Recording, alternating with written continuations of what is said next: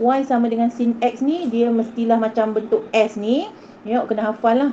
Ya, dia mula dari kosong dan akhir ke 360 darjah. Dan dia memang dia panggilkan ni satu set ya, bentuk ni satu set untuk 360 darjah. Yang satu set lah ni curve, dua curve ni atas satu, bawah satu, satu set. Ya, untuk tempoh ni paksi X ni dia panggil tempoh. Okey. Lepas tu untuk graf cos pula, cos X ni dia bentuk U macam ni, ya. Bentuk U sama juga, dia adalah satu set ni untuk tempoh 360 darjah. Untuk graf tan pula dia berbeza sikit lah, awak kena tengok ya. Dia punya ni saya tambah ni 90, dia adalah satu set ni kalau awak tengok adalah daripada kosong hingga 180 darjah. Awak nampak tak? Satu curve ke atas ni, lepas tu lagi satu dari 180 darjah ke bawah ni. Dia lengkuk ni sebenarnya terus ke bawah dan infinity. Dia tak touch pada garisan yang 90 darjah ni. Dia infinity. Ya, yeah? That's why dia tak ada dia nilai maksimumnya infinity, minimum pun infinity. Ya, yeah? Dia tak touch. Jadi satu set untuk graf tan X ni adalah 180 darjah. Maksudnya sampai 180 darjah ni satu set, lepas tu lagi satu yang ke 360 darjah. Jadi satu set tan X ni, graf tan adalah 180 darjah tempoh dia, ya. Yang lain ni 360 darjah. Faham tak? Faham tak? Awak kena faham betul-betul sebelum kita tengok contoh yang seterusnya ya. Okey, ini saya recall balik ya video yang minggu lepas. Dan hari ini kita nak tengok apakah kesan perubahan pemala A, B dan C bagi graf fungsi trigonometri ya. Sebelum tu kita tengok, kenal dulu nama-nama pada graf trigo ni ya. Ya, yang atas ni kita panggil amplitude. Amplitude ataupun kalau dalam persamaan yang diberi ya, persamaan diberi contohnya lah katakan contoh dia bagi y sin katakan dia bagi y sama dengan a sin bx campur c. Okey. Jadi A di sini adalah menggambarkan ni lah amplitude. Ya, A. Ini adalah amplitude. Dia senang je lah awak nak ingat. Yang A tu adalah amplitude ya. Okey. Kemudian B dibagi B ni, B kat sini adalah tempoh. Tempoh ni refer kepada paksi X. Tempoh. Tempoh ni refer pada ni lah tempoh ni kan. Ni tempoh. Tempoh ni. Kemudian C ni adalah pintasan pada Y, pintasan Y. Paksi Y lah ya. Paksi yang tegak ni. Okey. Itu akan diingat ya, ini garis keseimbangan. Yang A adalah amplitude dan B adalah tempoh. Tempoh refer pada paksi X. Dan C adalah pintasan Y. Okey, jom kita tengok contoh. Contoh 9 dalam buku teks ni, awak boleh catatlah mana-mana yang penting tu supaya awak ingat ya. Bila nak buat latihan nanti senang. Sebab kalau kita tengok je kadang-kadang masuk telinga kiri keluar telinga kanan kan. So kita nak learn by heart ya, faham konsep dia. Okey. Diberi ya soalan ni, diberi ni adalah graf fungsi y sama dengan sin x ya. Dan kita disuruh lakarkan setiap fungsi trigonometri pada paksi yang sama.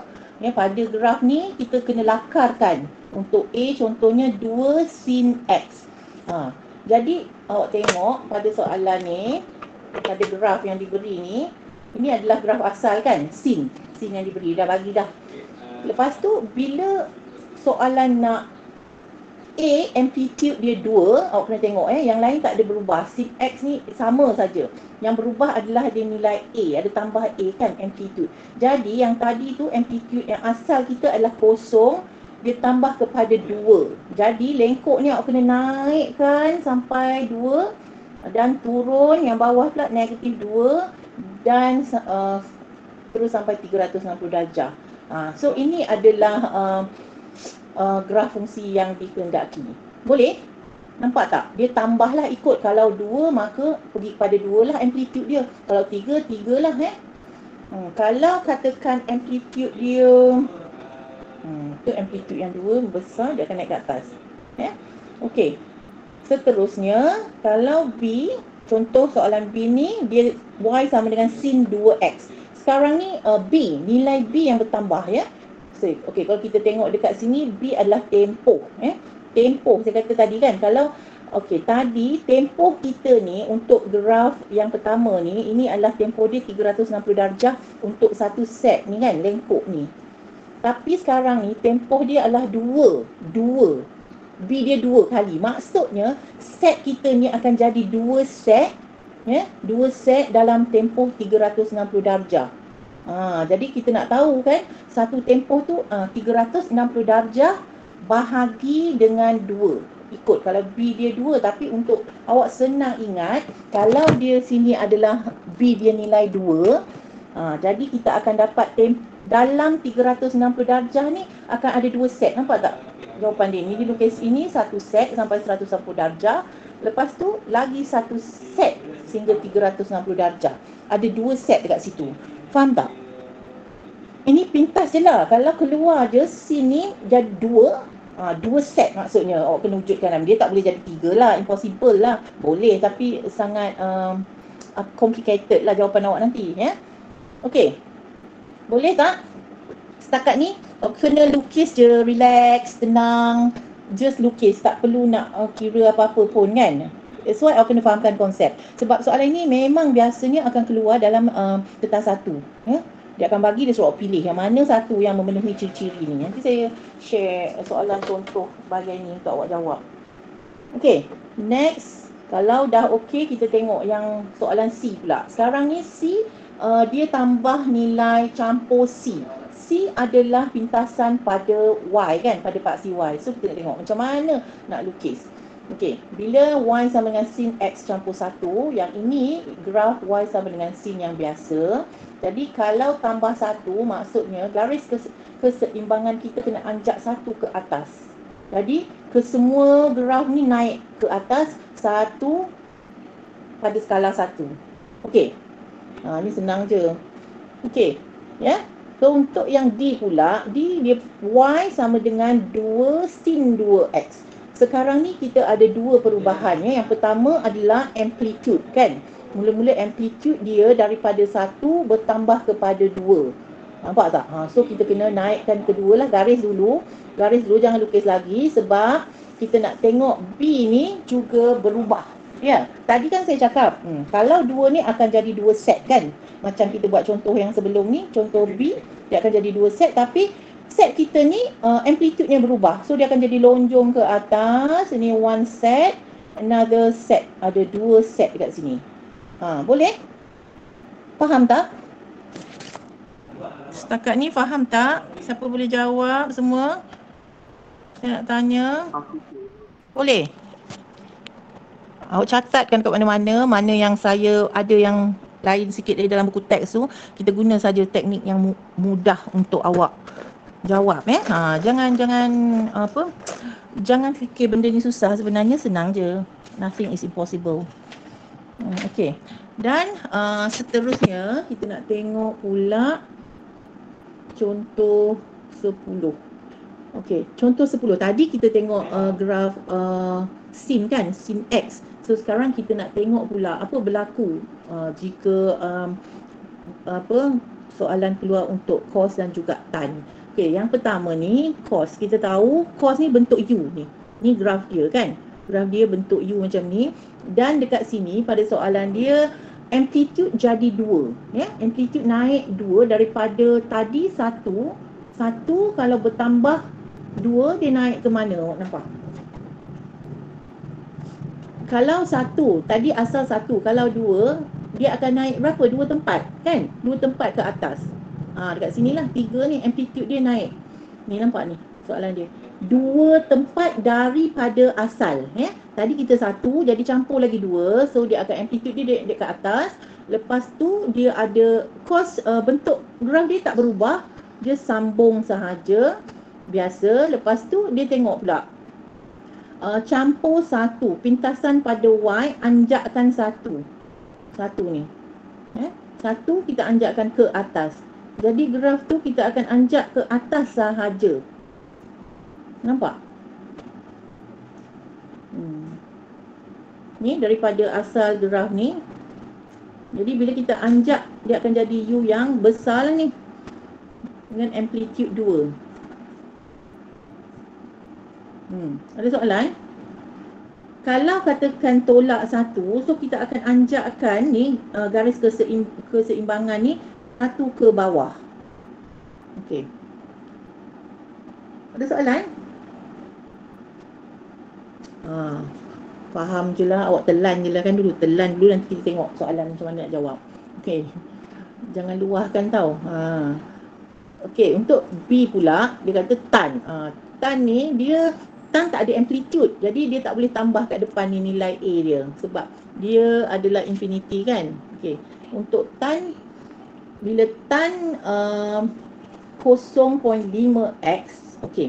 Ini tan X, ni graf tan X kan. Graf tan X ni saya dah cakap dah tadi, kita ada dua set. Ya, dua set untuk tempoh 360 darjah ya. Ini yang set pertama, sekejap saya tunjukkan.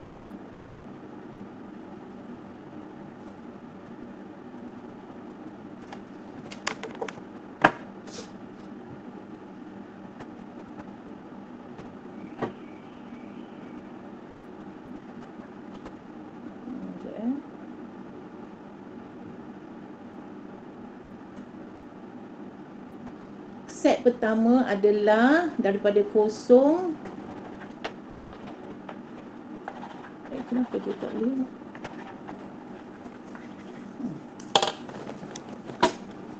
Ini set pertama tadi seperti yang saya dah terangkan, bahawa untuk tan ni dia ada dua set untuk 360 darjah. Ni satu, yang ini lengkuk ni zoom naik ke atas infinity. Dia tak akan touch yang 90 ni. Terus dia tak ada berkesudahan.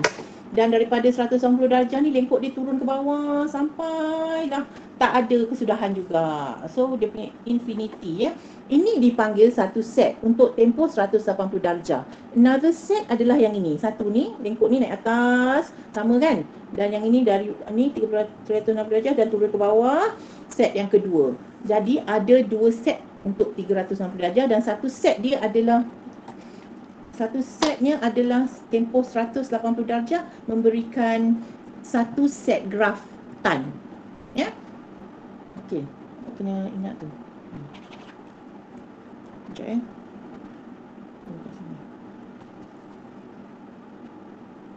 okey. Ya, satu set maknanya satu set dia akan bagi untuk 180 darjah. Ni tempoh dia 80 darjah ni. Jadi sekarang ni soalan kita adalah B ni 0.5. Jadi 180 darjah kena bahagikan kepada dengan 0.5.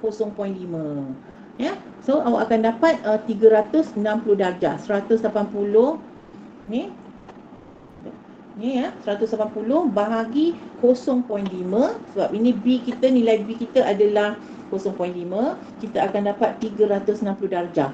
Maksudnya satu set ini akan terhasil untuk 360 darjah sepatutnya awak akan dapat dekat atas ni lah. Nak lukis tak? Lukis tak? Nak lukis tu.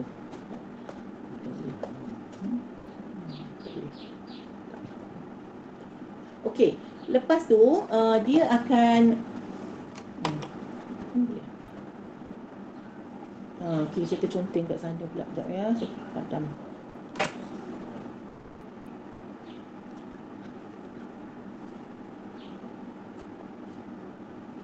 Sorry. Okey, jadi dia akan dapat sepatutnya awak akan dapat ni, graf ni akan jadi daripada kosong ni, infinity dia adalah ni 180 darjah setengah kan. Jadi dia akan start daripada kosong ni naik atas ni. Oh, aduh, saya punya ni tak ni. Lepas tu daripada 360 darjah ni dia akan turun infinity infinity. Lekuk macam tu. Sorry lah garisan saya tak, lengkung saya tak cantik. Lepas tu kita tengok pula dia ada C, pintasan dia -1 kan. Pintasan dia -1, maksudnya garisan keseimbangan awak kena anjak satu ke bawah. That's why lah graf ni turun ke bawah begini, satu tempat ke bawah. Dan inilah jawapan dia. Kan? Itulah jawapan yang dikehendaki.